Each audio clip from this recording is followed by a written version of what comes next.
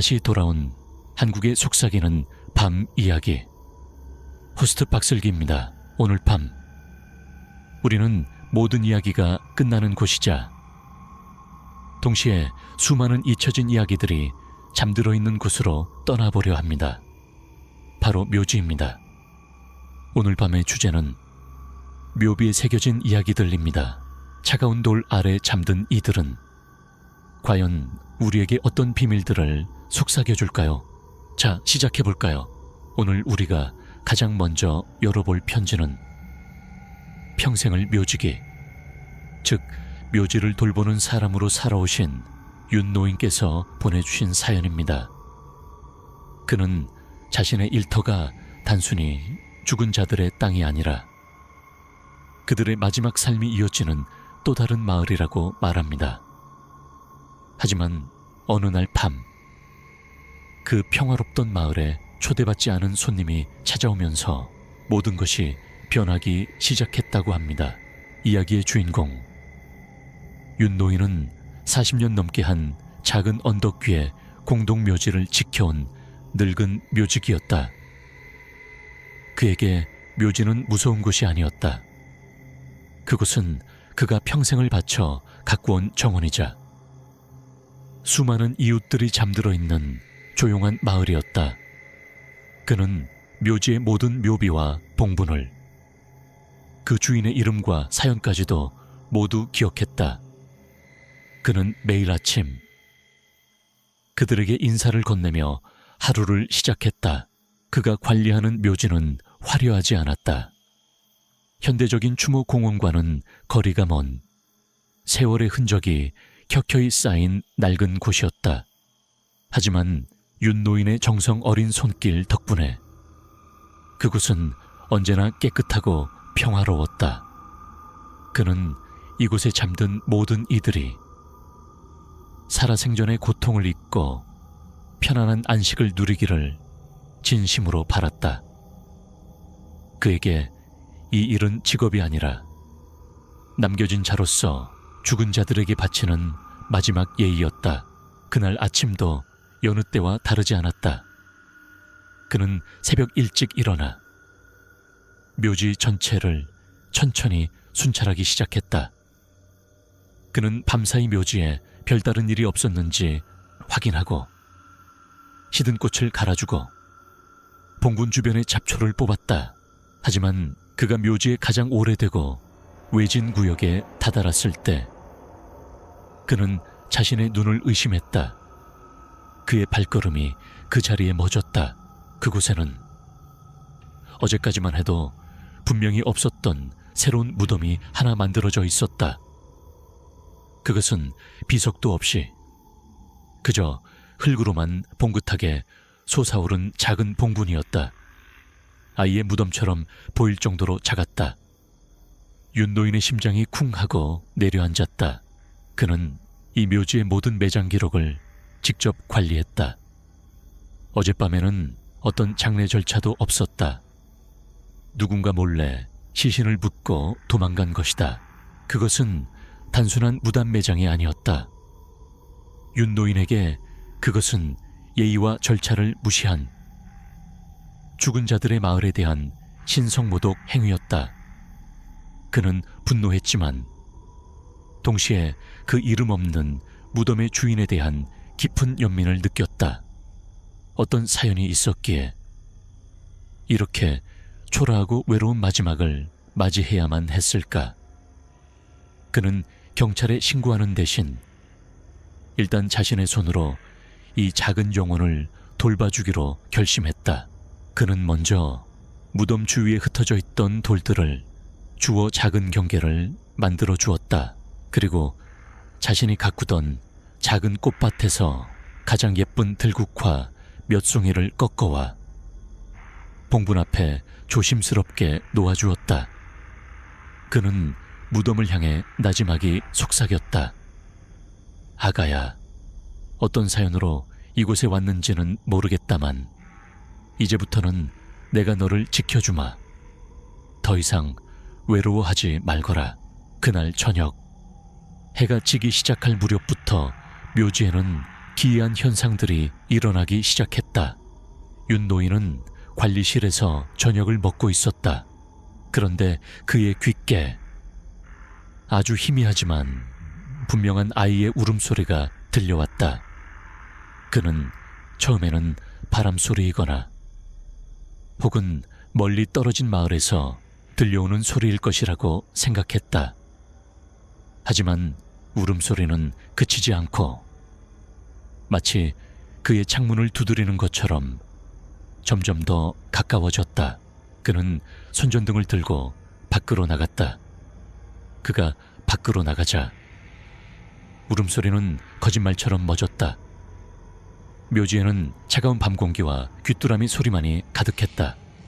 그는 묘지 전체를 둘러보았지만 아무런 흔적도 발견할 수 없었다. 그는 자신이 너무 과민하게 반응하는 것이라고 생각하며 관리실로 돌아왔다. 하지만 그의 마음속에는 불길한 예감이 자리 잡고 있었다. 다음 날 아침, 그는 더욱 충격적인 광경을 목격해야 했다. 그가 새로 생긴 무덤 주위에 있던 다른 무덤들에 꽂아두었던 국화꽃들이 모두 까맣게 시들어 죽어 있었다. 마치 하룻밤 사이에 모든 생명력을 빼앗기기라도 한 것처럼. 하지만 기이하게도 묘지의 다른 곳에 있는 꽃들은 모두 멀쩡했다. 오직 그 작은 무덤의 주변만이 죽음의 기운에 휩싸여 있었다.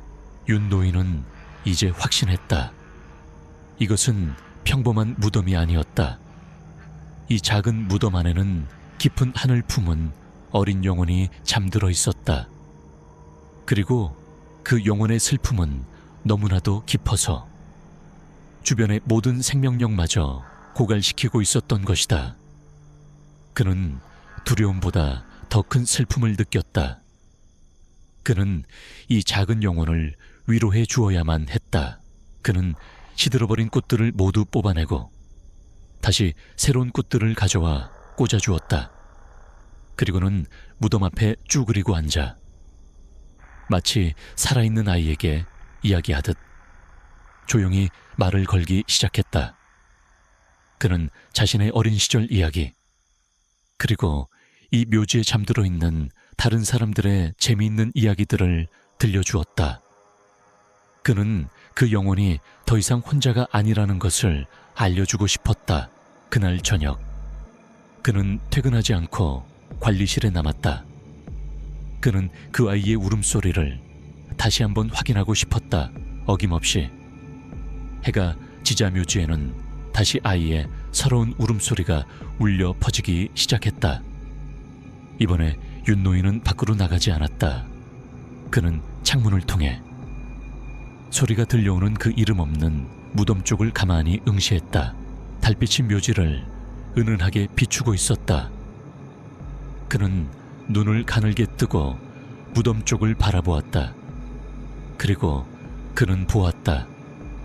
새로 만들어진 작은 봉분 위에 반투명한 작은 아이의 형상이 앉아있는 것을. 아이는 무릎에 얼굴을 묻고 서럽게 울고 있었다. 그 모습은 너무나도 애처로워서 보는 사람의 마음을 찢어지게 만들었다. 유령은 그를 해치려는 것처럼 보이지 않았다. 그저 자신의 슬픔에 잠겨 세상에서 가장 외로운 울음을 울고 있을 뿐이었다. 바로 그 순간 아이가 천천히 고개를 들었다. 그리고는 관리실 창문 안에 윤 노인을 똑바로 쳐다보았다.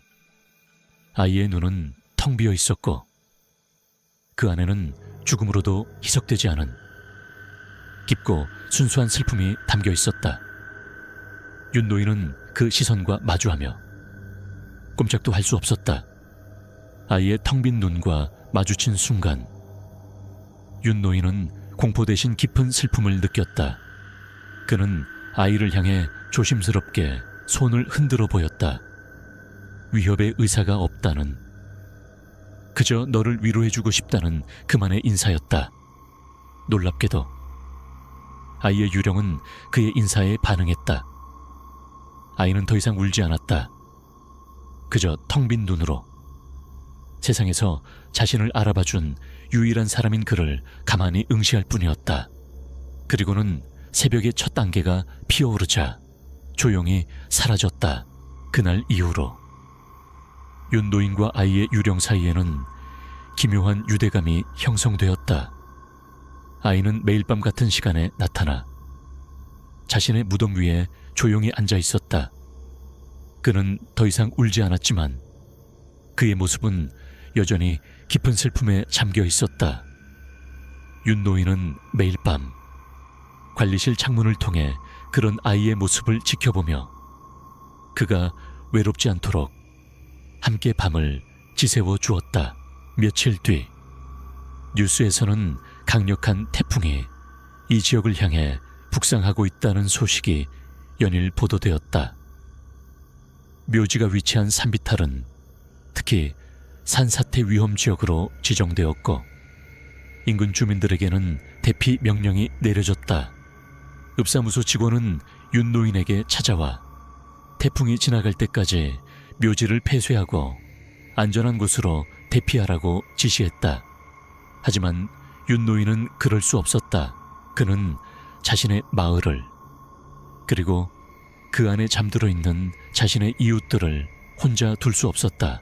특히 이제 막 자신의 보살핌을 받기 시작한 그 작은 아이의 무덤을. 만약 산사태가 일어난다면 비석도 없는 그 작은 흙무덤은 순식간에 흔적도 없이 사라져버릴 터였다. 그는 그렇게 되도록 내버려 둘 수 없었다. 그것은 묘지기로서 그리고 한 인간으로서의 직무유기였다. 태풍이 상륙하던 날 밤 세상은 미친 듯이 울부짖었다. 거센 비바람이 묘지의 낡은 나무들을 뿌리째 뽑아버릴 것처럼 흔들었고 빗물은 작은 강처럼 언덕을 따라 흘러내렸다. 윤노인은 읍사무소의 대피 명령을 무시한 채 홀로 묘지에 남았다. 그는 두꺼운 비옷을 입고 랜턴을 든 채 아이의 무덤이 있는 가장 위험한 구역으로 향했다. 그가 그곳에 도착했을 때 아이의 유령은 자신의 무덤 위에 위태롭게 앉아 있었다. 그의 투명한 몸은 거센 비바람에 금방이라도 찢겨 사라져버릴 것처럼 격렬하게 흔들리고 있었다. 아이는 겁에 질려 있었다. 윤노인은 아이를 향해 소리쳤다. 괜찮다. 아가야, 이 할아버지가 여기 있지 않니? 내가 너를 지켜주마. 바로 그 순간이었다. 그들의 머리 위 가파른 언덕의 한쪽 부분이 굉음과 함께 무너져 내리기 시작했다. 거대한 흙더미와 바위들이 성난 파도처럼 그들의 작은 무덤을 향해 쏟아져 내리고 있었다. 피할 곳도 피할 시간도 없었다. 윤노인은 본능적으로 그리고 필사적으로 움직였다. 그는 근처에 있던 낡은 함석 조각을 방패 삼아 자신의 몸을 날려 아이의 작은 봉분을 덮쳤다. 그는 자신의 늙고 약한 몸으로 이 작은 무덤만은 지켜내야 한다고 생각했다. 그것이 그가 이 세상에 남겨진 마지막 이유라고 느꼈다. 그는 눈을 질끈 감고 자신의 몸을 덮쳐올 거대한 충격과 고통을 기다렸다. 하지만 그가 예상했던 끔찍한 충격은 찾아오지 않았다. 잠시 뒤 세상을 뒤흔들던 굉음이 멎었다. 그는 조심스럽게 눈을 떴다. 그의 눈앞에는 믿을 수 없는 광경이 펼쳐져 있었다. 그의 바로 위쪽 거의 다 썩어 죽어가던 거대한 고목이 쏟아져 내리던 흙더미의 대부분을 온몸으로 막아내고 있었다. 그리고 나무는 마치 마지막 임무를 다했다는 듯이 조용히 부러져 있었다. 그는 자신이 보호했던 작은 무덤을 내려다 보았다. 아이의 유령은 그의 바로 옆에 서 있었다. 아이는 더 이상 겁에 질려 있지도 슬퍼하지도 않았다.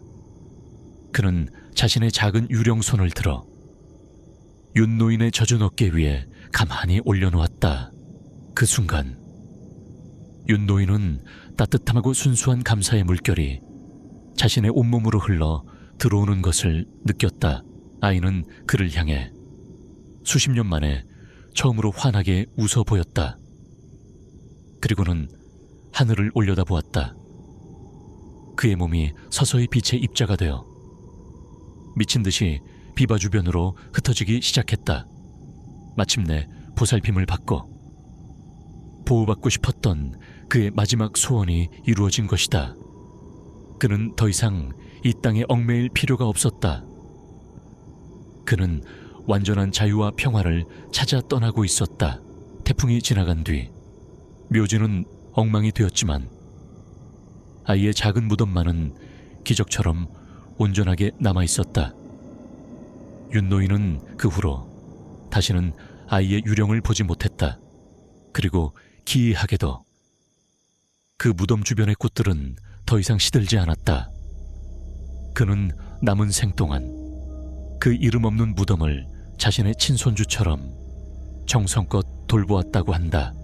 윤노인님의 이야기는 여기까지입니다. 그는 단순한 연민의 행동이 때로는 그 어떤 강력한 퇴마의식보다도 더 위대한 구원이 될 수 있다는 것을 우리에게 보여줍니다.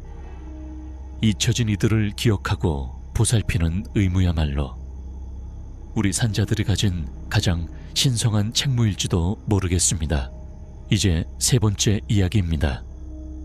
몰락한 귀족 가문에 잊혀진 무덤들을 연구하던 한 젊은 역사학자 임수아 박사님의 이야기입니다.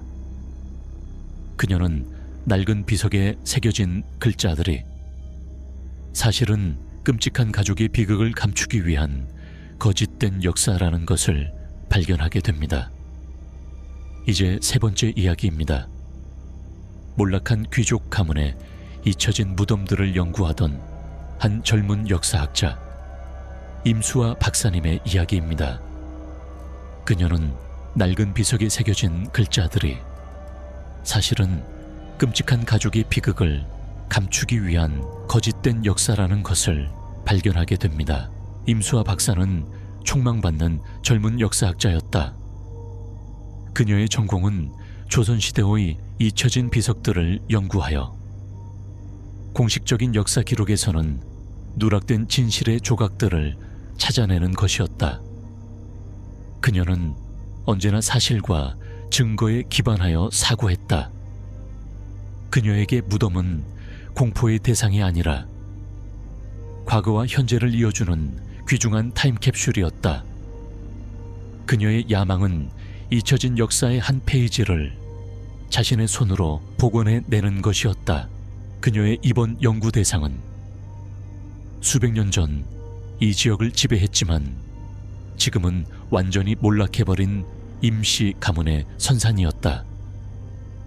깊은 산속에 위치한 그곳은 사람들의 발길이 끊긴 지 오래되어 무성한 잡초와 이끼 낀 봉분들만이 남아있었다.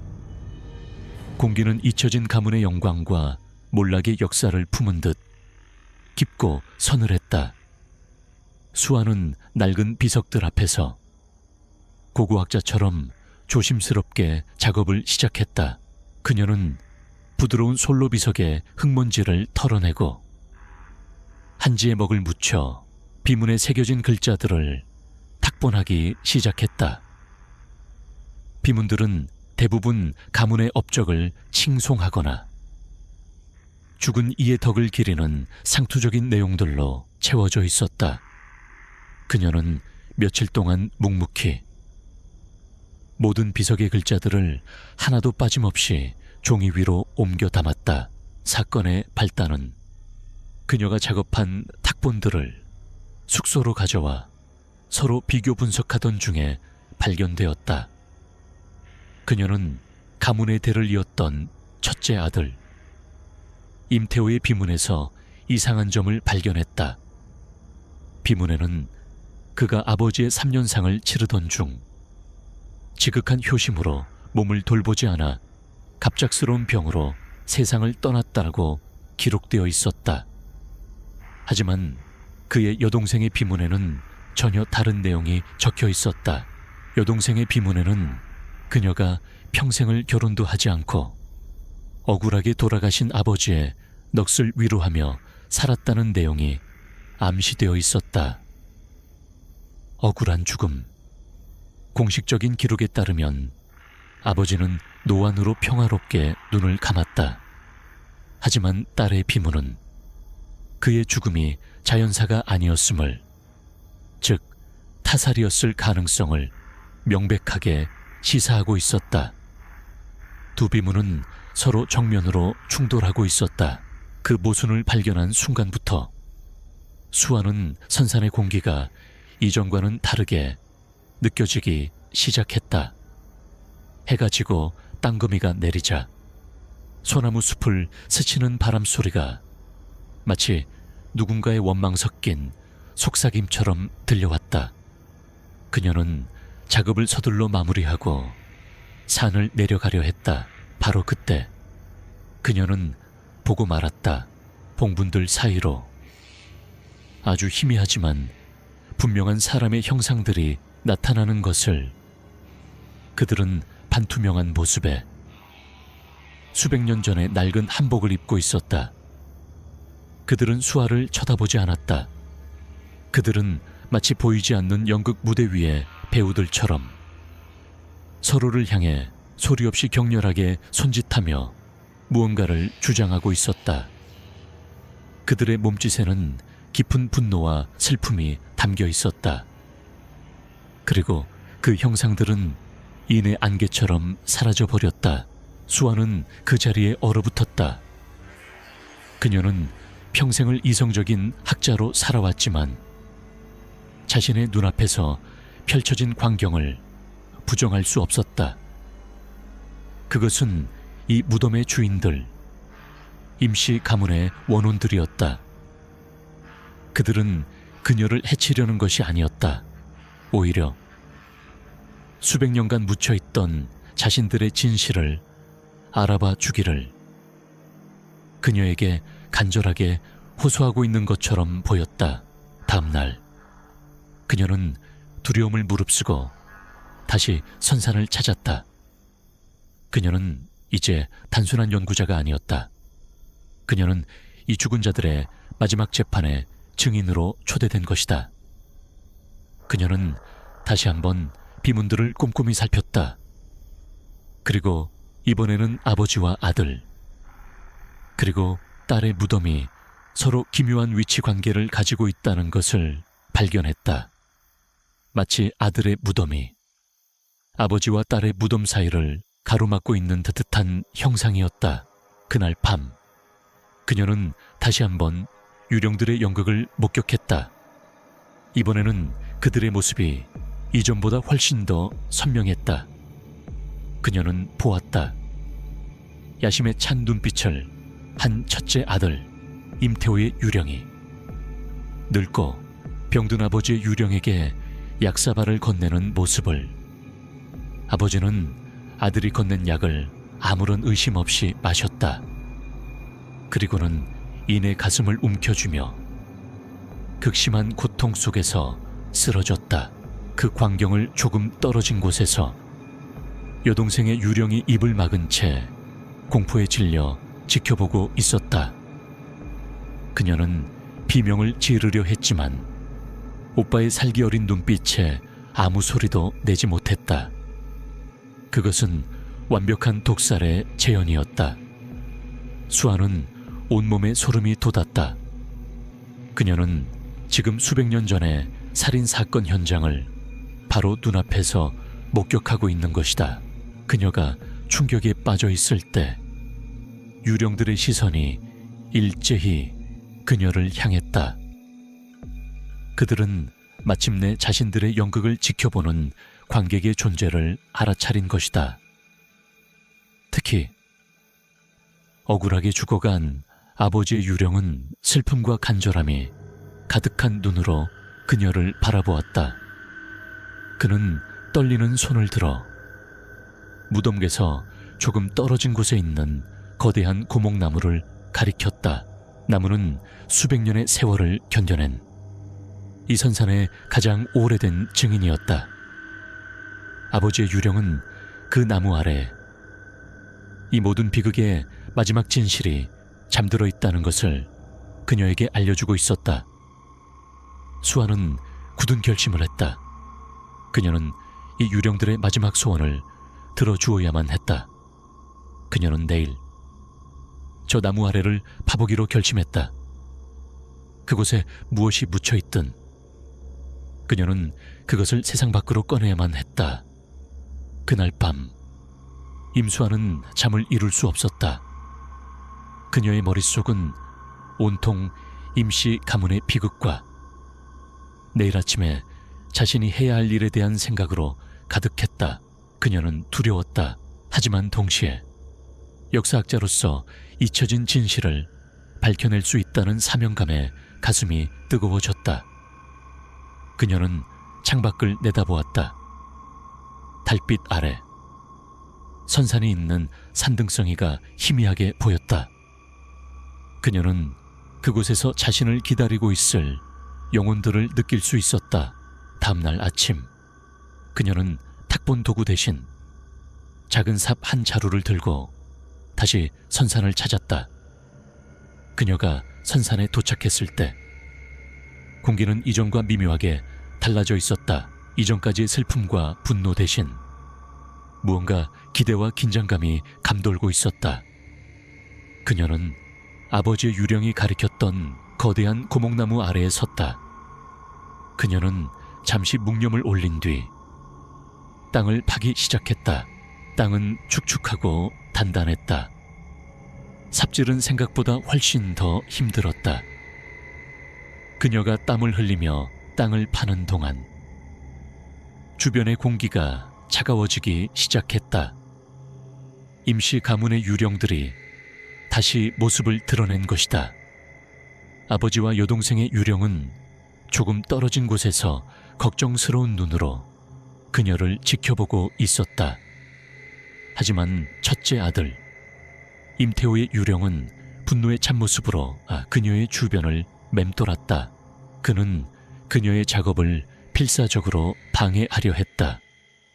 갑자기 사나운 바람이 불어와 그녀의 눈에 흙먼지를 날렸고 섬뜩한 비명소리가 그녀의 귓가를 파고들었다. 하지만 수아는 멈추지 않았다. 그녀는 자신을 지켜보는 두 영혼의 기대를 저버릴 수 없었다. 그녀는 이를 악물고 계속해서 땅을 파 내려갔다. 얼마나 지났을까?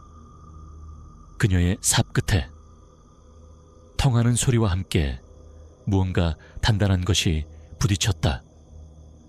그녀는 조심스럽게 주변의 흙을 걷어냈다. 땅속에는 기름종이로 여러 겹 쌓인 작은 나무 상자가 묻혀 있었다. 세월의 흔적으로 나무는 거의 썩어 있었지만 그 형태는 온전하게 남아 있었다. 그녀는 떨리는 손으로 상자를 땅 위로 끌어냈다. 그녀가 상자를 들어 올리는 순간 임태호의 유령이 분노에 찬 절규와 함께 그녀의 바로 앞에 모습을 드러냈다. 이번에는 이전처럼 희미한 형체가 아니었다. 그의 눈은 증오로 붉게 타오르고 있었고 그의 몸에서는 검은 연기가 피어오르고 있었다. 그는 자신의 죄가 담긴 판도라의 상자가 열리는 것을 막기 위해 그의 모든 원념을 끌어모으고 있었다.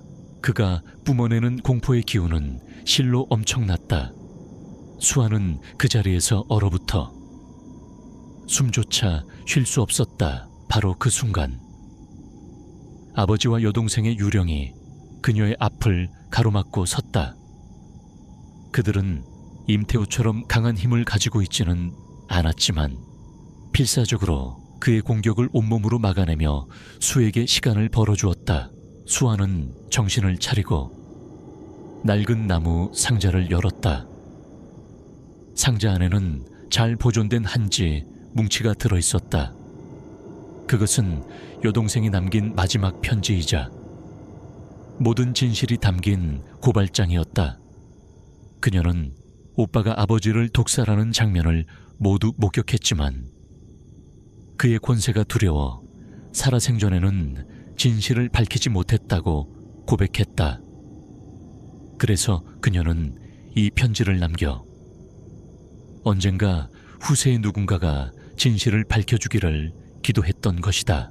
수아는 떨리는 목소리로 편지의 내용을 소리내어 읽기 시작했다.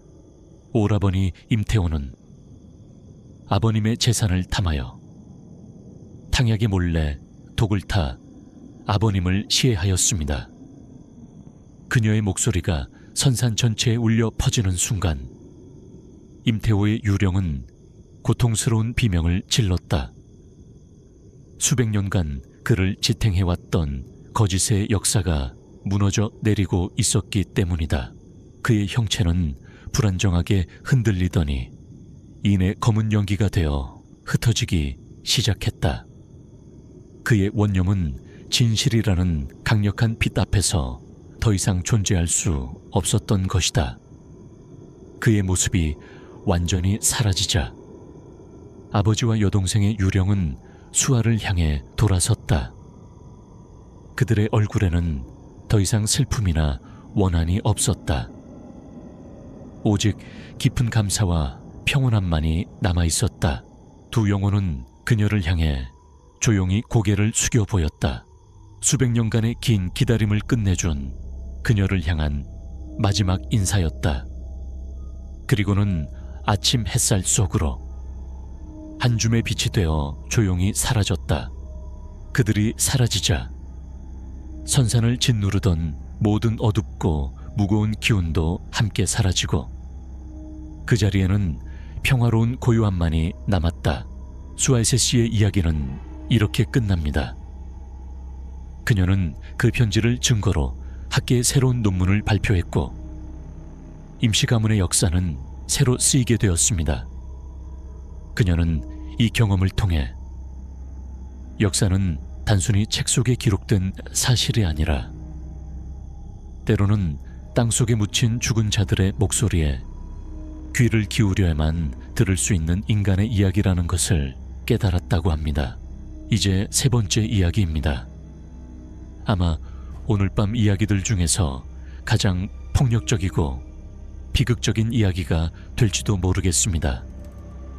철없는 고등학생들의 위험한 장난이 어떻게 끔찍한 비극을 불러왔는지 유일한 생존자인 현우 군이 보내준 뼈아픈 고백입니다. 이제 세 번째 이야기입니다. 아마 오늘 밤 이야기들 중에서 가장 폭력적이고 비극적인 이야기가 될지도 모르겠습니다.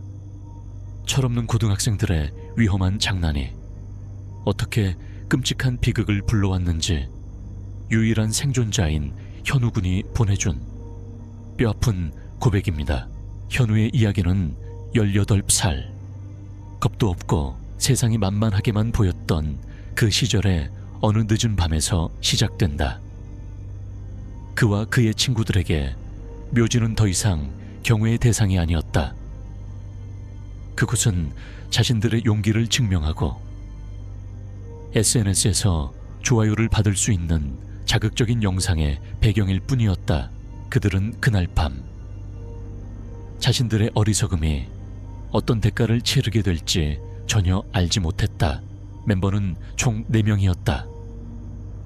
그룹의 리더이자 가장 거만했던 민호, 그의 옆에서 항상 낄낄거리던 재훈, 민호의 여자친구라는 이유만으로 억지로 따라 나선 지영, 그리고 이 모든 것을 카메라에 담고 있었던 소심했지만 거절하지 못했던 현우 자신이었다. 그들의 목적지는 도시 외곽에 버려진 무용고자들이 묻혀있는 낡은 공동묘지였다. 그곳은 낮에 찾아가도 으슥한 곳이었다. 관리되지 않은 채 방치된 무덤들은 잡초에 뒤덮여 있었고 비석들은 금방이라도 쓰러질 것처럼 위태롭게 서 있었다. 그들은 손전등 불빛에 의지해 묘지 안으로 들어섰다. 민호는 처음부터 분위기를 주도했다. 그는 일부러 작은 묘비를 발로 차 넘어뜨리고는 죽은 자들을 향해 큰 소리로 욕설을 내뱉으며 자신의 용기를 과시했다. 거기 누구 없어 있으면 나와봐. 이 겁쟁이들아, 그의 객기에 재우는 배를 잡고 웃었고, 지영은 불안한 듯 주위를 두리번거렸다. 현우는 이 모든 것을 카메라에 담으며 마음속 깊은 곳에서부터 차오르는 불길한 예감을 애써 무시했다. 그는 그저 이 미친 짓이 빨리 끝나기만을 바랄 뿐이었다. 민호는 미리 준비해온 소주병을 꺼내 들었다. 그는 가장 낡아 보이는 무덤 앞에 서서 마치 제사를 지내는 척하며 소주를 봉분 위에 뿌렸다. 에이, 맛없어. 너나 많이 마셔라. 그의 모욕적인 행동에 재훈의 웃음소리는 더욱 커졌다. 지영은 이제 거의 울 것 같은 얼굴로 집에 가자고 애원했지만 민호는 그녀의 말을 무시했다. 마침내 그들은 묘지의 가장 깊고 어두운 구석에 도착했다. 그곳에는 비석도 없이 아주 오래되어 거의 평평해진 낡은 무덤 하나가 있었다. 민호는 이곳이 자신들의 용기 테스트의 마지막 장소가 될 것이라고 선언했다. 그는 재훈을 보며 비열한 미소와 함께 말했다. 네가 진짜 남자라면 저 무덤을 맨손으로 파봐. 안에 뭐가 있는지 궁금하지 않아. 재훈은 잠시 망설였지만 민호의 부추김과 카메라를 의식하고는 이내 객기를 부리기 시작했다. 그는 무덤 앞에 쭈그리고 앉아 미친 사람처럼 축축한 흙을 파헤치기 시작했다. 그의 손톱 밑으로 흙과 벌레들이 끼어 들어갔지만 그는 멈추지 않았다. 그는 자신의 용감함을 증명하고 싶었다. 얼마나 봤을까? 그의 손끝에 무언가 딱딱한 것이 걸렸다. 그는 그것을 조심스럽게 파내어 들어 올렸다. 그것은 사람의 뼈처럼 보이는 누렇게 변색된 나무 조각이었다. 어쩌면 오래된 부장품의 일부일지도 몰랐다. 재훈은 그것을 전리품처럼 높이 쳐들며 환호했다.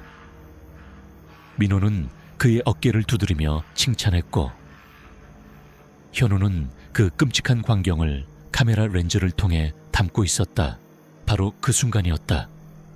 그들이 묻혀있던 것을 파내는 순간 묘지의 모든 소리가 거짓말처럼 멎었다.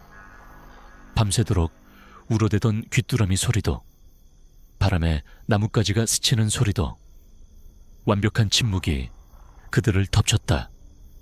그리고 기온이 급격하게 떨어지기 시작했다. 마치 한여름 밤에서 초겨울로 순간 이동이라도 한 것처럼 지영은 비명을 지르며 민호의 팔에 매달렸다. 나 이제 무서워. 제발 집에 가자. 이번에는 민호도 웃지 못했다. 그의 얼굴은 창백하게 굳어 있었다. 그는 애써 태어난 척하며 그저 바람이 부는 것뿐이라고 중얼거렸다. 하지만 그의 목소리는 미세하게 떨리고 있었다. 그들 모두는 자신들이 돌이킬 수 없는 선을 넘었다는 것을 직감했다. 그때 그들의 발밑 땅이 아주 미세하게, 하지만 분명하게 진동하기 시작했다. 그리고 그들이 파헤쳤던 그 무덤의 구덩이 속에서 아주 낮은 신음소리 같은 것이 새어나왔다.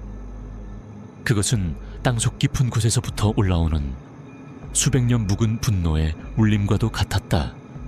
그들은 공포에 질려 아무것도 하지 못하고 그 자리에 얼어붙었다. 갑자기 어디선가 악취를 품은 짙은 안개가 피어오르기 시작했다. 안개는 순식간에 묘지 전체를 뒤덮었고 그들의 손전등 불빛은 한 치 앞도 비추지 못했다. 그들은 완벽한 어둠과 안개 속에 고립되었다. 그들은 서로의 모습조차 확인할 수 없었다. 오직 서로의 겁에 질린 숨소리만이 귓가에 들릴 뿐이었다. 그리고 안개 속에서 그 소리가 들려왔다. 흙 속에서 무언가 무거운 것을 끌어내는 듯한 질척거리고 끔찍한 소리. 그 소리는 아주 느렸지만 분명하게 그들을 향해 다가오고 있었다. 그리고 마침내 그들의 바로 곁에서 수백 년의 원한이 담긴 갈라진 목소리가 속삭였다. 감히 나의 안식을 방해한 놈이 누구냐? 감히 나의 안식을 방해한 놈이 누구냐? 목소리가 안개 속에서 울려 퍼지는 순간 아이들의 어리석은 용기는 공포의 비명과 함께 산산조각이 났다. 그들은 비명을 지르며 아무 방향으로나 흩어져 달아나기 시작했다. 현우는 공포에 질려 손에서 카메라를 놓칠 뻔했지만 거의 본능적으로 녹화 버튼을 누른 채 친구들의 뒤를 따랐다. 그의 카메라 렌즈는 지옥으로 변해버린 그 밤의 마지막을 기록하기 시작했다. 질척거리는 소리는 가장 먼저 재훈을 따라갔다. 무덤을 파헤쳤던 바로 그 장본인이었다. 오지마 저리가. 재훈의 겁에 질린 비명이 안개 속에서 울려 퍼졌다. 그리고 다음 순간 그의 비명은 끔찍한 고통의 절규로 변했다가 뼈가 으스러지는 듯한 역겨운 소리와 함께 갑자기 멎었다. 현우와 다른 아이들은 그 소리를 듣고 이것이 더 이상 장난이 아니라는 것을 깨달았다. 이것은 사냥이었다. 재훈아, 리더였던 민호가 분노에 찬 목소리로 소리쳤다. 그는 공포에 잠식당하기보다는 분노를 선택했다. 그는 바닥에서 돌멩이를 집어들어 소리가 들려왔던 방향의 안개를 향해 던지기 시작했다. 나와. 이 개자식아 내 친구를 어떻게 한 거야? 그의 객기는 자살 행위나 다름없었다. 질척거리는 소리는 이제 그를 향했다. 이전보다 훨씬 더 빠르고 분노에 찬 속도였다. 민호는 끝까지 저항하려 했지만 그의 비명소리 역시 금방 들려왔다. 그의 비명은 재훈의 것보다 훨씬 더 길고 처절했다. 현우는 카메라 너머로 안개 속에서 무언가 거대한 것이 민호를 들어올려 나무에 내리치는 듯한 끔찍한 실루엣을 희미하게 볼 수 있었다. 이제 남은 것은 현우와 지영뿐이었다. 지영은 이미 공포에 질려 그 자리에 주저앉아 울고 있었다. 그녀는 움직일 생각조차 하지 못했다. 현우는 그녀의 팔을 잡아 끌며 소리쳤다. 일어나, 어서 도망쳐야 해. 하지만 그녀는 고개를 저을 뿐이었다. 그녀의 눈은 이미 공포로 초점을 잃어 있었다. 질척거리는 소리가 그들에게 다가왔다. 현우는 선택의 기로에 놓였다. 그는 그녀를 버리고 혼자 도망칠 수밖에 없었다. 그는 죄책감에 눈을 감고 그녀를 그 자리에 남겨둔 채 출구가 있을 법한 방향으로 미친 듯이 달리기 시작했다. 그의 등 뒤에서 지영의 짧고 겁에 질린 비명소리가 들려왔다가 이내 멎었다. 그는 이제 혼자였다. 그는 울면서 달렸다. 수많은 무덤들 사이를 비틀거리며 넘어지고 구르면서도 그는 멈추지 않았다. 그의 뒤에서는 마치 산책이라도 하듯 느긋하지만 끈질긴 그 질척거리는 소리가 계속해서 그를 따라왔다. 그것은 그의 공포를 즐기고 있었다. 현우의 카메라에는 흔들리는 화면 속으로 안개 사이로 언뜻언뜻 비치는 반쯤 부패한 거대한 형상의 일부가 계속해서 담기고 있었다. 마침내 그의 발이 무언가에 걸려 넘어졌다. 그는 바닥에 얼굴을 처박았다. 그가 고개를 들었을 때 그의 눈앞에 보인 것은 바로 그들이 파헤쳤던 이름 없는 무덤이었다. 그는 다시 출발점으로 돌아온 것이다. 그리고 그의 바로 등 뒤에서 질척거리는 소리가 멎었다. 그는 돌아보지 않아도 알 수 있었다. 그것이 바로 그의 뒤에 서 있다는 것을. 썩은 흙과 피의 악취가 그의 코를 찔렀다. 모든 것이 끝났다고 생각한 순간 현우의 머릿속에 어릴 적 할머니가 해주시던 이야기가 스쳐 지나갔다. 무덤의 주인은 존중을 원하신단다. 절대 함부로 대해서는 안 돼. 그는 거의 본능적으로 마지막 지푸라기라도 잡는 심정으로 행동했다. 그는 카메라를 바닥에 내려놓고 무덤을 향해 무릎을 꿇었다. 그는 두 손을 모으고 이마가 땅에 닿을 정도로 깊숙이 고개를 숙였다. 그리고는 울면서 빌기 시작했다. 잘못했습니다. 저희가 어리석었습니다. 제발 용서해 주세요. 저희의 무례함을 제발 용서해 주세요. 그는 누구에게 비는지도 몰랐다.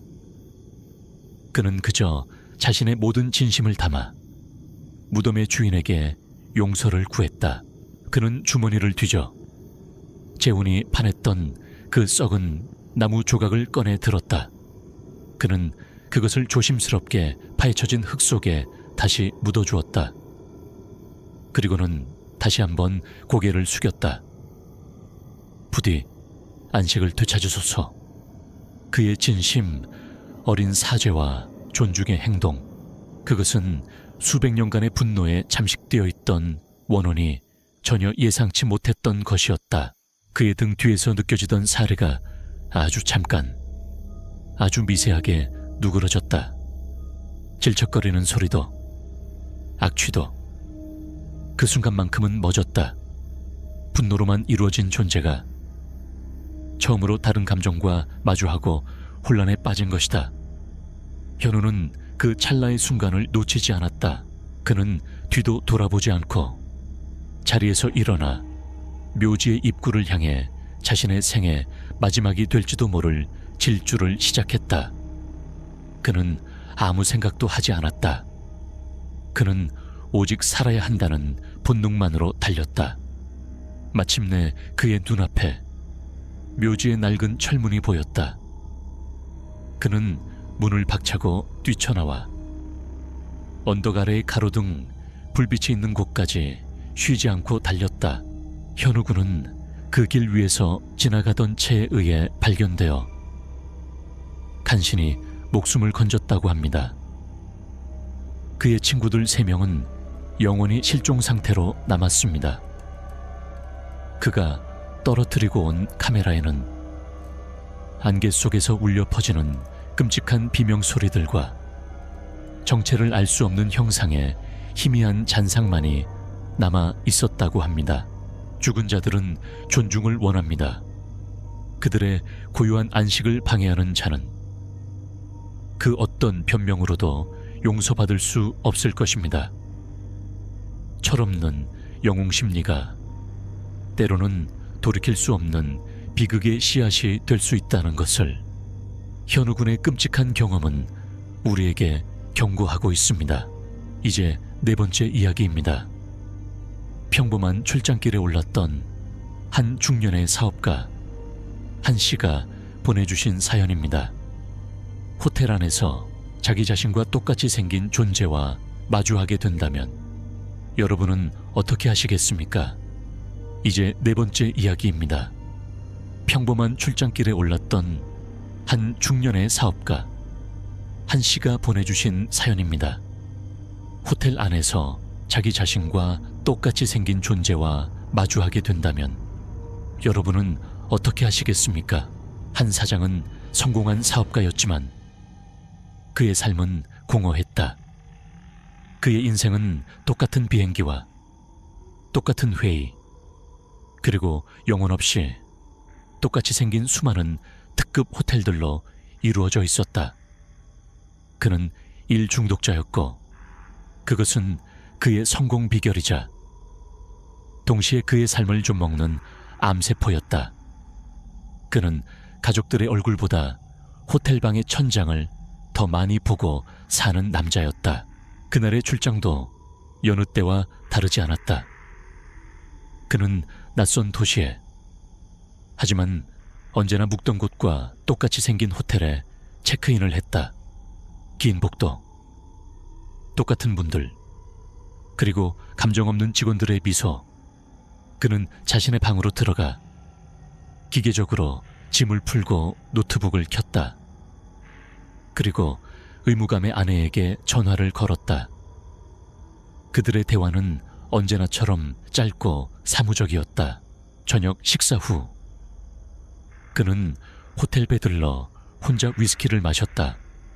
피곤함과 공허함이 그의 어깨를 짓눌렀다. 그가 발을 나와 엘리베이터로 향하던 중이었다.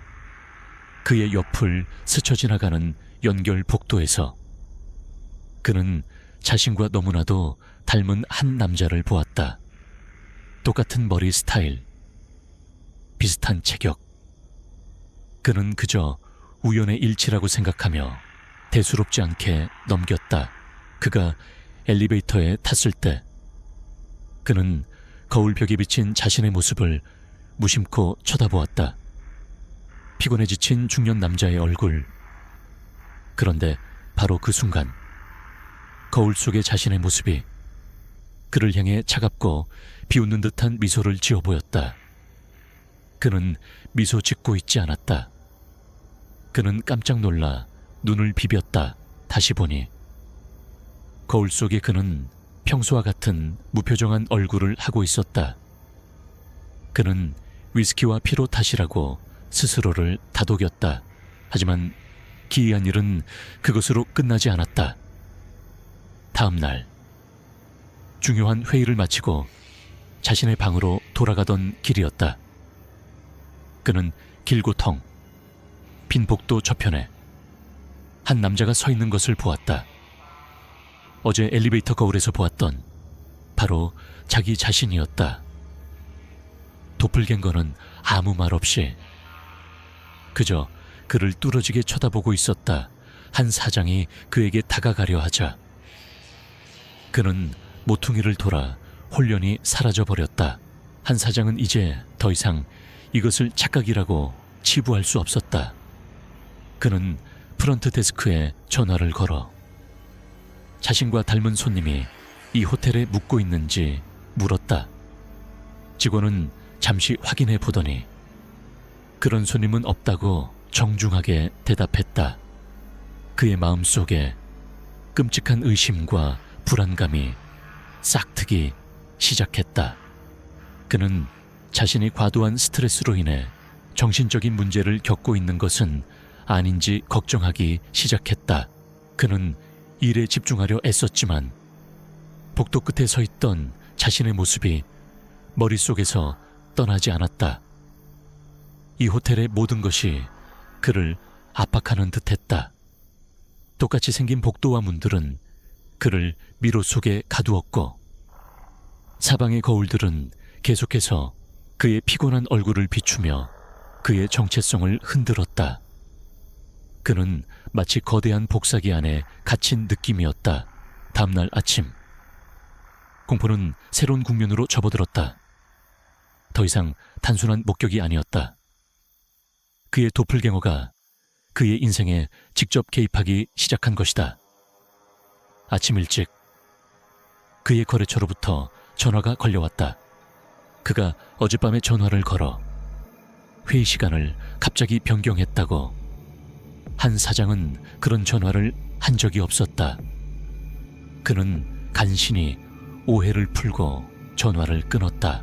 잠시 뒤 이번에는 룸서비스 직원이 그가 주문하지도 않은 아침 식사를 가지고 왔다. 직원은 불과 10분 전에 한 사장님이 직접 전화를 걸어 주문했다고 주장했다. 그는 음식을 돌려보냈다. 그는 이제 깨달았다. 자신의 도플갱어는 단순한 환영이 아니었다.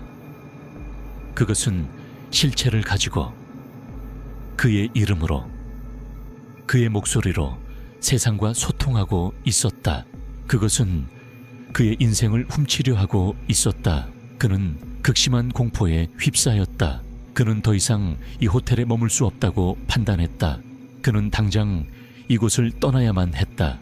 그는 미친 듯이 자신의 짐을 챙기기 시작했다. 그의 손이 공포로 격렬하게 떨리고 있었다.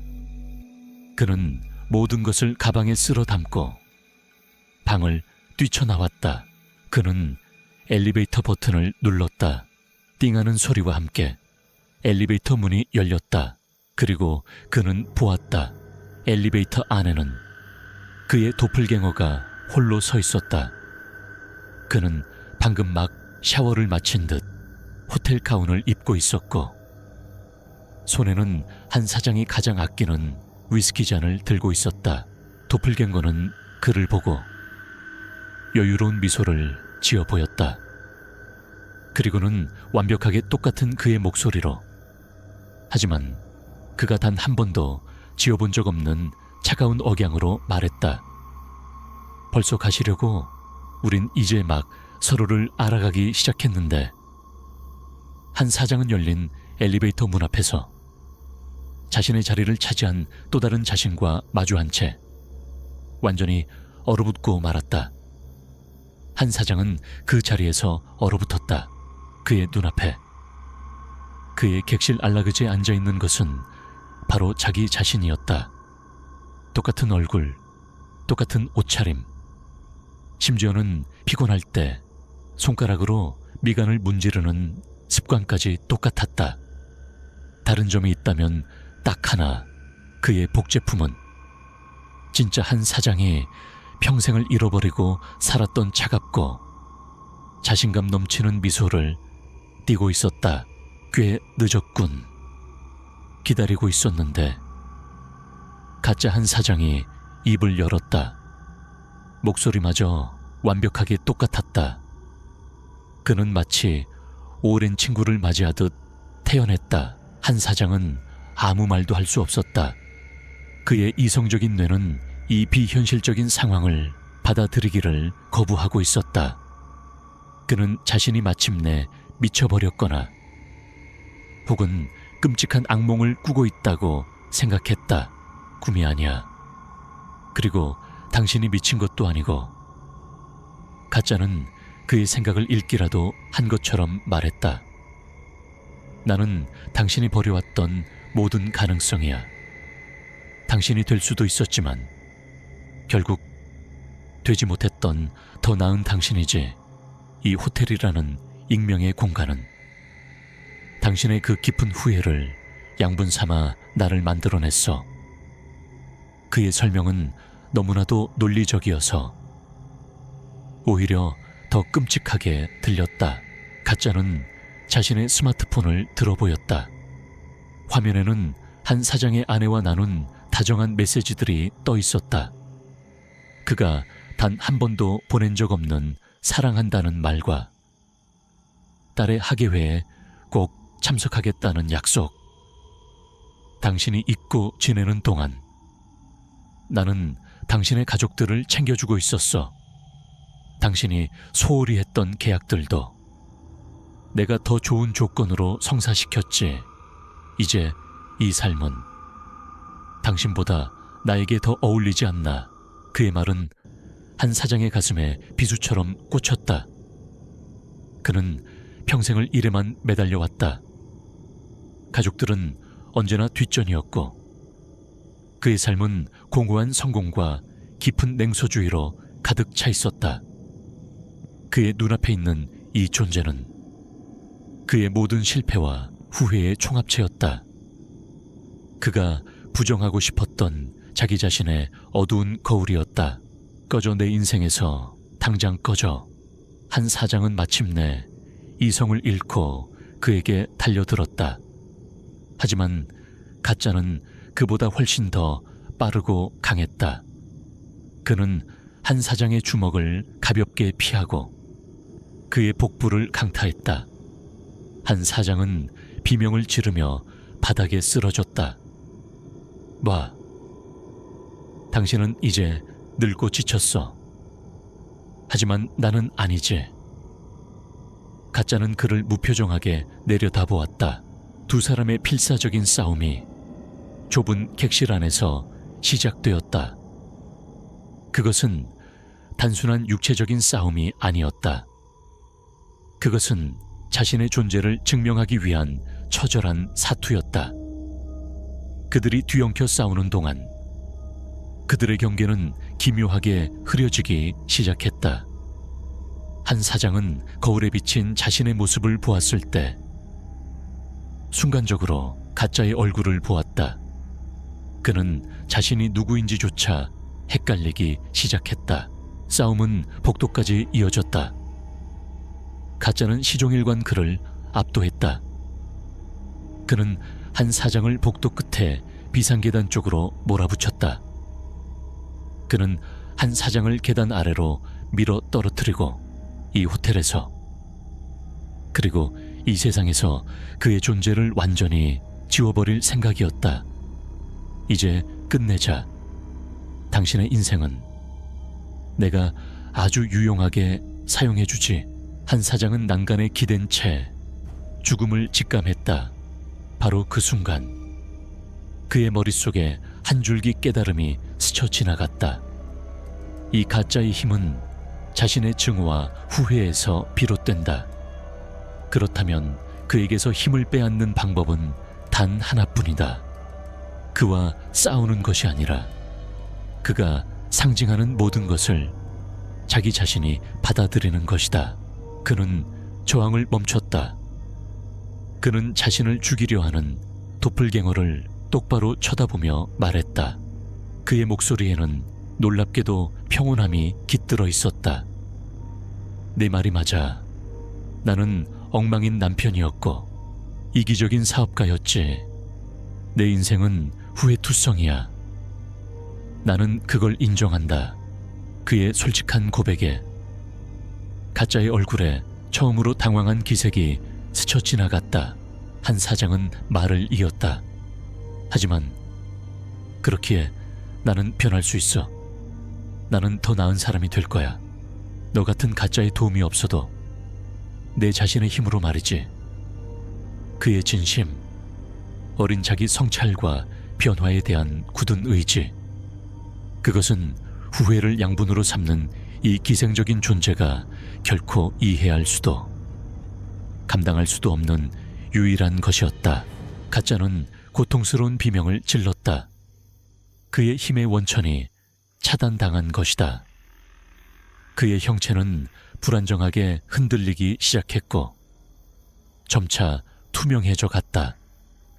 그는 자신의 존재를 유지하기 위해 필사적으로 한 사장에게 달려들었지만 그의 손은 허공을 가를 뿐이었다. 그는 더 이상 존재의 기반을 잃어버린 공허한 메아리에 불과했다. 안 돼. 나는 너보다 더 나은데. 그의 마지막 외침과 함께 그의 형체는 먼지처럼 공기 중으로 흩어져 사라졌다. 한 사장은 텅 빈 복도에 홀로 남겨졌다. 그는 지친 몸을 이끌고 자신의 방으로 돌아왔다. 그리고 그는 가장 먼저 수화기를 들어 아내에게 전화를 걸었다. 그는 평소에 무뚝뚝한 목소리가 아닌 떨리는 목소리로 수십 년 만에 처음으로 아내에게 말했다. 여보, 사랑해. 정말 미안했어. 한 씨는 그 출장을 마친 뒤 완전히 다른 사람이 되었다고 합니다. 그는 자신의 인생을 거의 빼앗길 뻔한 끔찍한 경험을 통해 비로소 자기 자신과 화해하고 자신의 삶을 되찾는 법을 배웠다고 하네요. 어쩌면 가장 무서운 유령은 우리 자신의 마음속에 숨어있는 후회의 그림자일지도 모르겠습니다. 이제 오늘 밤의 마지막 이야기입니다. 거대한 호텔의 마지막을 지켜봐야 했던 한 철거반장의 이야기입니다. 강 씨가 보내주신 사연입니다. 이제 오늘 밤의 마지막 이야기입니다. 거대한 호텔의 마지막을 지켜봐야 했던 한 철거반장의 이야기입니다. 강 씨가 보내주신 사연입니다. 강 반장은 뼛속까지 현실주의자인 사람이었다. 그는 평생을 철근과 콘크리트 그리고 다이너마이트와 함께 살아왔다. 그에게 건물은 부수고 새로 지어야 할 거대한 구조물일 뿐 그 이상의 의미는 없었다. 그는 유령이나 저주 같은 것은 나약한 사람들이 만들어낸 헛소리라고 믿었다. 그의 유일한 신념은 안전제일과 정해진 공사기간 준수뿐이었다. 그와 그의 팀에게 주어진 이번 임무는 도시의 흉물로 전락한 낡은 그랜드 에메랄드 호텔을 철거하는 것이었다. 그 호텔은 수십 년 전 도시에서 가장 화려하고 아름다운 아르데코 양식의 건축물이었다. 하지만 이제는 깨진 유리창과 벗겨진 페인트로 뒤덮인 거대한 유령선처럼 보일 뿐이었다. 강 반장은 그저 또 하나의 낡은 건물을 부수는 일상적인 작업이라고 생각했다. 작업 첫날, 젊은 인부들 몇몇이 호텔이 귀신 들렸다는 둥, 밤마다 피아노 소리가 들린다는 둥의 헛소리를 하며 수군거렸다. 강 반장은 그들을 향해 버럭 소리를 질렀다. 쓸데없는 소리 할 시간 있으면 연장이나 한 번 더 챙겨. 귀신보다 무서운 건 안전사고야. 그의 호통에 인부들은 더 이상 아무 말도 하지 못했다. 철거 작업은 내부 시설을 뜯어내는 것부터 시작되었다. 며칠 동안은 아무런 문제 없이 순조롭게 진행되었다. 하지만 본격적으로 건물의 구조를 건드리기 시작했을 때부터 기이하고 위험한 사고들이 발생하기 시작했다. 내부 벽을 부수던 소형 굴착기가 갑자기 오작동하여 바로 옆에 있던 인부를 덮칠 뻔한 아찔한 사고가 있었다. 강 반장이 직접 기계를 점검했지만 어떤 기계적 결함도 발견할 수 없었다. 그것은 시작에 불과했다. 잠가둔 공구함에서 무거운 연장들이 감쪽같이 사라졌다가 엉뚱하게도 높은 샹들리에 위에서 발견되기도 했다. 인부들은 작업 중에 텅 빈 발코니나 복도 끝에서 오래된 양복을 입은 키가 큰 남자가 자신들을 노려보고 있다가 사라지는 것을 목격했다고 주장하기 시작했다. 처음에는 강 반장의 눈치를 보며 쉬쉬하던 그들도 점차 공공연하게 공포를 이야기하기 시작했다. 공포는 바이러스처럼 작업 현장에 퍼져나갔다. 인부들의 작업 능률은 뚝 떨어졌고 사소한 실수들이 잦아졌다. 급기야 인부 2명이 밤에 그 양복 입은 남자의 유령이 자신들의 숙소까지 찾아와 내 집에서 나가라고 협박했다며 다음 날 아침 짐을 싸서 도망치듯 떠나버리는 일까지 발생했다. 강 반장은 분노했지만 불안해하는 인부들을 막을 수는 없었다. 그는 여전히 모든 것을 우연의 일치와 집단 히스테리로 설명하려 애썼다. 낡은 건물의 전선 문제, 그리고 흉흉한 소문이 만들어낸 심리적 착각이라고. 하지만 그의 마음속 깊은 곳에서도 이 호텔 전체를 감싸고 있는 무겁고 적대적인 기운을 느끼기 시작했다. 마치 건물 자체가 자신을 파괴하려는 그들을 증오하며 저항하고 있는 듯한 느낌이었다. 그는 인부들의 불안감을 잠재우고 자신의 이성이 옳다는 것을 증명하기 위해 그날 밤 홀로 호텔에 남아 안전 점검을 하기로 결정했다. 그가 가장 먼저 향한 곳은 호텔의 심장부이자 가장 화려했던 중앙의 그랜드 볼룸이었다. 그곳의 거대한 기둥은 건물의 하중을 지탱하는 가장 중요한 구조물이었고 철거 전에 정밀한 검사가 필요했다. 볼룸 내부는 텅 비어 있었지만 과거에 화려했던 영광의 흔적들이 먼지 속에 남아 있었다. 그가 구조용 기둥을 손전등으로 비추며 점검하고 있을 때였다. 무대 위에 놓여있던 낡은 그랜드 피아노에서 갑자기 불협화음의 멜로디가 연주되기 시작했다. 마치 분노에 찬 어린아이가 건반을 마구 두드리는 듯한 소름 끼치는 소리였다. 강 반장은 깜짝 놀라 무대 쪽을 쳐다보았다. 피아노 앞에는 아무도 없었다. 하지만 건반은 보이지 않는 손에 의해 격렬하게 눌리고 있었다. 이어서 홀의 육중한 벨벳 커튼들이 바람 한 점 없는데도 격렬하게 흔들리기 시작했고 홀의 온도는 급격히 떨어져 그의 입에서는 하얀 입김이 새어나왔다.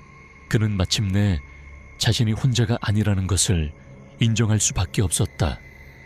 그리고 그의 눈앞에 무대 위 피아노 옆으로 마침내 그 형체가 모습을 드러냈다.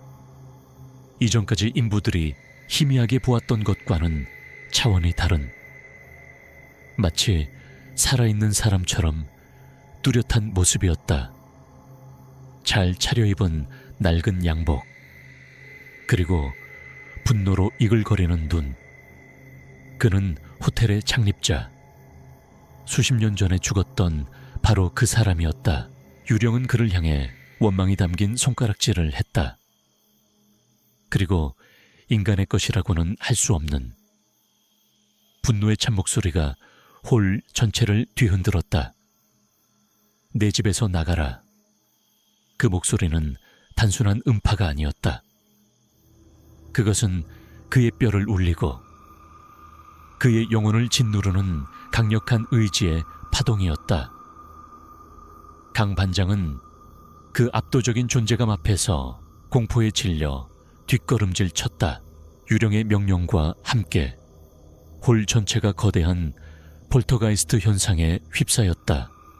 테이블과 의자들이 공중으로 떠올라 그를 향해 날아왔고 벽의 거울들이 일제히 박살났다. 그는 필사적으로 날아오는 가구들을 피하며 출구를 향해 달려갔다.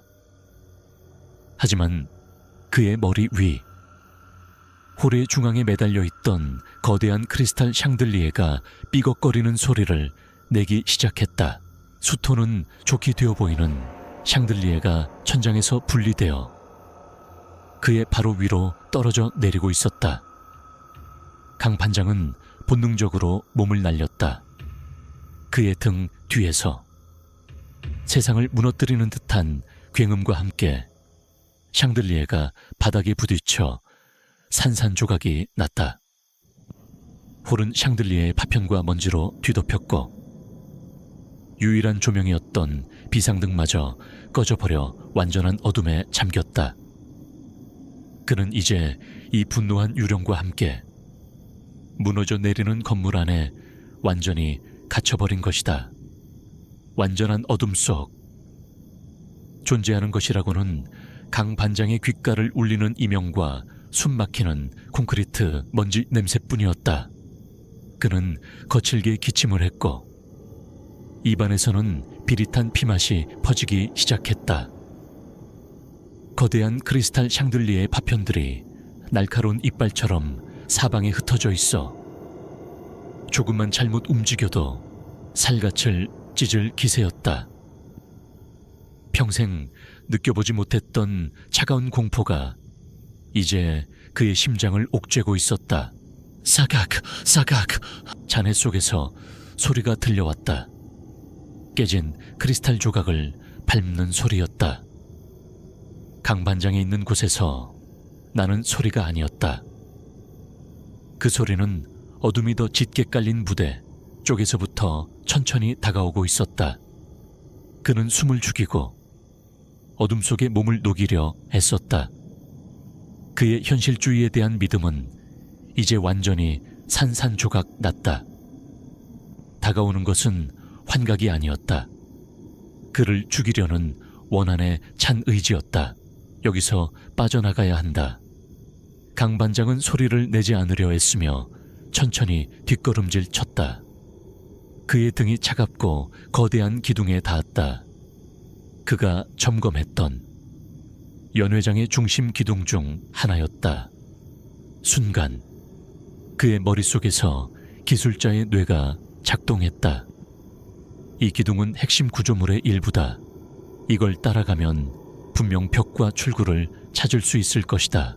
그는 기둥을 붙잡고 조심스럽게 일어섰다. 그와 동시에 발소리가 멈췄다. 섬뜩한 침묵이 공간을 감쌌다. 마치 포식자가 어둠 속에서 눈을 가늘게 뜨고 자신을 노려보는 듯한 기분이었다. 강 반장은 더 이상 망설일 수 없었다. 그는 출입문이 있을 것이라 짐작되는 벽 쪽을 향해 기둥을 따라 한 걸음씩 움직이기 시작했다. 갑자기 그의 바로 앞 공기가 흔들렸다. 뼛속까지 파고드는 냉기가 그의 뺨을 스쳤다. 위험을 직감한 그는 본능적으로 몸을 숙였다. 휙! 묵직한 나무 의자가 그의 머리 위를 스쳐 지나가 기둥에 부딪히며 산산조각 났다. 1초만 늦었더라면 그의 머리가 박살났을 것이다. 내 집에서 나가. 분노에 찬 목소리가 다시 울려 퍼졌다. 이번에는 훨씬 더 가까이에서. 그것은 단순한 소리가 아니라 온몸을 짓누르는 물리적인 압력이었다. 강 반장은 이를 악물고 달리기 시작했다. 그는 더 이상 발밑의 파편들을 신경 쓰지 않았다. 오직 출구가 있다고 믿는 앞을 향해 달릴 뿐이었다. 하지만 호텔은 그를 쉽게 보내주지 않았다. 분명히 출구였던 문들은 이제 차가운 벽돌벽으로 변해 있었다. 건물의 구조가 마치 유령의 의지에 따라 바뀌는 것 같았다. 익숙했던 복도는 미로처럼 낯설게 변했다. 유령의 섬뜩한 웃음소리가 그의 무력함을 조롱하듯 사방에서 울려 퍼졌다. 정신없이 달리던 중 그의 발이 무언가에 걸려 넘어졌다. 그는 문이 살짝 열려있는 방 안으로 굴러떨어졌다. 그곳은 연 회장의 화려함과는 다른 낡은 사무실이었다. 먼지 쌓인 창문으로 희미한 달빛이 들어와 내부를 어렴풋이 비추었다. 아마도 예전 호텔의 지배인실이었을 것이다. 그가 몸을 일으키려 할 때 책상 위에 놓인 두꺼운 가죽 장부 한 권이 눈에 들어왔다. 표지는 낡았지만 그랜드 에메랄드 호텔이라는 금박 글씨는 여전히 읽을 수 있었다. 보이지 않는 힘에 이끌린 듯 그는 장부를 펼쳤다. 그것은 그를 괴롭히던 유령, 호텔 창립자의 일기였다. 그 안에는 그가 평생의 열정과 재산을 쏟아부어 이 호텔을 짓는 과정이 상세히 기록되어 있었다. 벽돌 한 장, 샹들리에 하나까지 모든 것에 그의 꿈과 영혼이 담겨 있었다. 마지막 페이지는 떨리는 필체로 쓰여 있었다. 그들이 내 자식을 빼앗으려 한다. 그들은 이것을 폐허라고 부른다. 하지만 내게 이곳은 여전히 살아있다. 나는 결코 떠나지 않을 것이다. 내 집을 지킬 것이다. 영원히 그 글을 읽는 순간 강 반장은 깨달았다. 자신에게는 그저 철거해야 할 낡은 건물이었지만 이 유령에게는 이곳이 몸의 일부이자 삶 그 자체였던 것이다. 유령의 분노는 단순한 악의가 아니라 모든 것을 빼앗기기 직전인 자의 고통과 절망이었다. 강 반장의 마음속에서 공포가 서서히 사라지고 그 자리에 복잡하고 형용할 수 없는 감정이 들어섰다. 그는 고개를 들었다. 창립자의 유령이 사무실 문 앞에 서서 유일한 출구를 막고 있었다. 불타는 듯한 그의 눈에는 더 이상 광기 어린 분노가 아니라 깊은 슬픔이 담겨 있었다. 마치 강 반장의 마음속 변화를 읽기라도 한 것처럼 강 반장은 도망칠 생각 없이 천천히 일어섰다. 그는 유령의 눈을 똑바로 쳐다보며 갈라진 목소리로 말했다. 미안합니다. 그것은 살아남기 위한 말이 아니었다. 이해에서 비롯된 진심 어린 사과였다. 저는 이곳이 당신에게 그런 의미인 줄 몰랐습니다. 우리에게 이것은 그저 일이었으니까요. 유령은 대답하지 않았다. 하지만 방을 가득 채웠던 무거운 압력이 약해지기 시작했다. 창밖의 달빛이 조금 더 밝아진 것 같았다. 강 반장은 이곳에 머물 수 없다는 것을 알았다. 하지만 그냥 떠날 수도 없었다. 그는 심호흡을 하고 약속을 했다. 철거를 멈출 수는 없습니다. 그게 제 일이니까요. 하지만 약속하겠습니다. 이곳이 이름 없는 고철덩어리로 사라지게 하지는 않겠습니다. 제가 직접 모두가 이곳에 그랜드 에메랄드라는 화려하고 멋진 호텔이 있었다는 것을 기억하도록 만들겠습니다. 당신의 집을 가장 정중하게 보내드리겠습니다. 그의 말이 끝나자 유령의 형체는 안개처럼 희미해지기 시작했다. 호텔을 감싸던 냉기도 서서히 사라졌다. 새날의 첫 새벽빛이 깨진 창문 틈으로 스며들어 기나긴 밤의 어둠과 원한을 몰아내고 있었다. 강 반장은 먼지 쌓인 사무실에 홀로 서 있었다. 그는 살아남았다. 하지만 그의 내면의 무언가가 영원히 변했다는 것을 알았다. 그는 더 이상 허둥지둥 도망치지 않고 사무실을 나섰다. 호텔의 잔해 속을 걸어가는 그의 발걸음에는 새로운 결의가 담겨 있었다. 철거는 계속될 것이다. 하지만 이제 그것은 단순한 작업이 아니었다. 그것은 하나의 의식이자 한 건물과 한 남자의 꿈의 영혼에 바치는 마지막 작별 인사가 되었다.